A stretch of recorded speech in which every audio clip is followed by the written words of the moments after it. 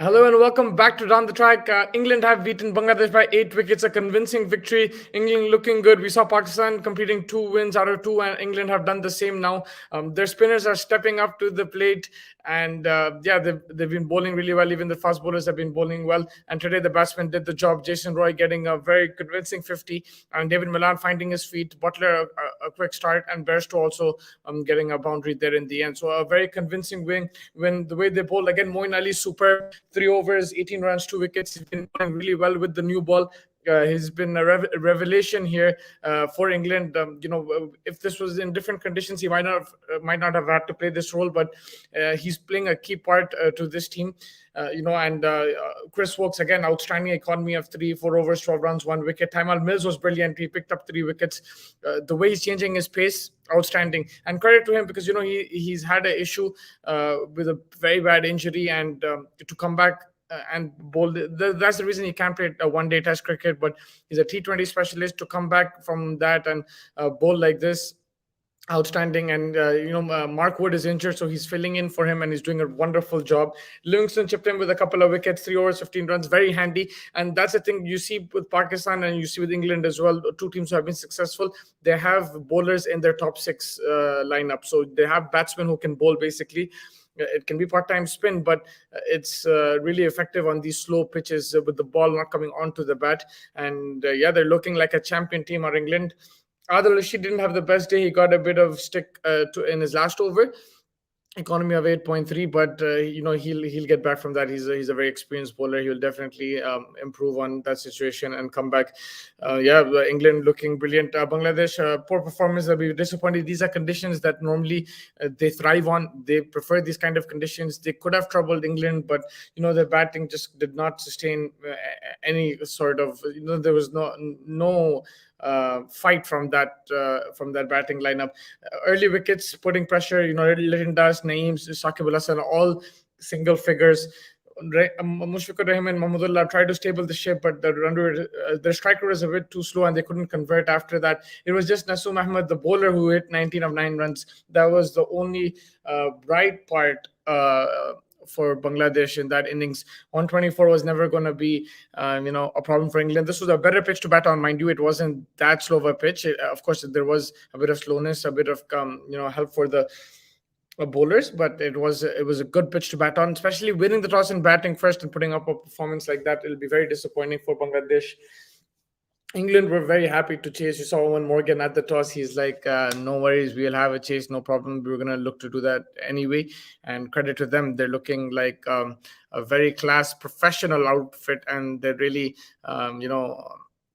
making it difficult for other teams. I think Jason Roy got man of the match. For me, is Tymal Mills. He set up the game, picked up 3 wickets. Moeen Ali as well, right up there. They didn't give their batsmen too much of a stiff target, and they set up the game brilliantly. But Jason Roy, I just want to talk about him as well. We've been talking about batsmen trying to adjust to the pace, and we were wondering if England batsman can do that. But he adjusted really well.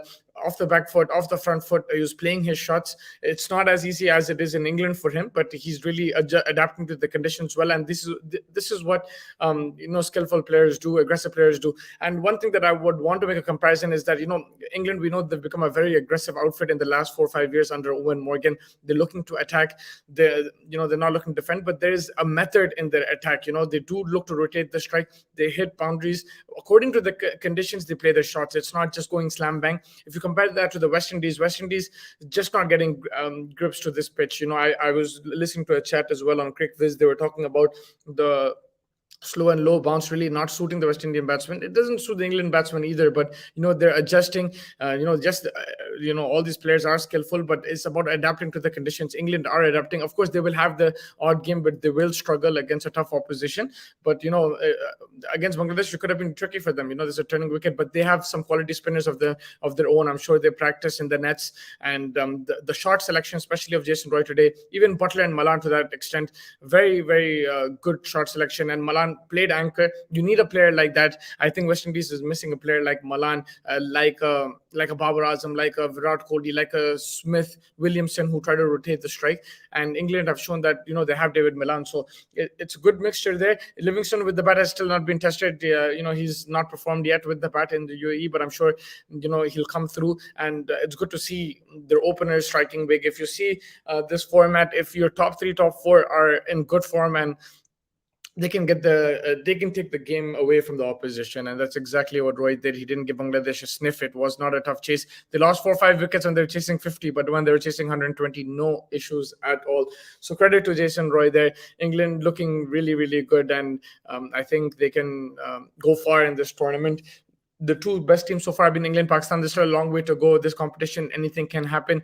India haven't woken up yet. Australia, they've won one game. We're going to see them tomorrow. So it's still a long way to go. But if you just look at the way these teams have been playing, it's these two teams. And like I said, one common factor in both teams is that they have batsmen who can bowl as well, and the quality of spin has been really good. It's very smart bowling. The likes of Moeen Ali, Adil Rashid, they don't talk about them as the best spinners in the world, but they're really doing a really good job. They're finding the lines and lengths.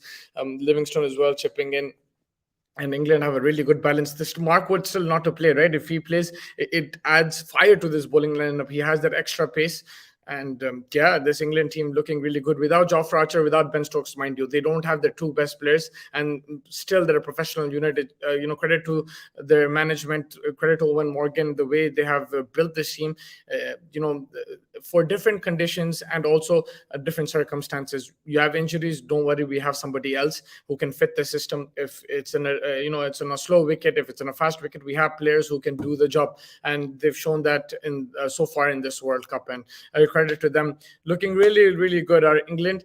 Let's see what's in store. The next game is between Namibia and Scotland. The toss is in 15 minutes, so we'll wait for that. Make sure you like and subscribe to the channel. Stay tuned for the latest content on Down the Track from the T20 World Cup here in Dubai. Take care, and I will catch you soon. Thank you so much for joining me.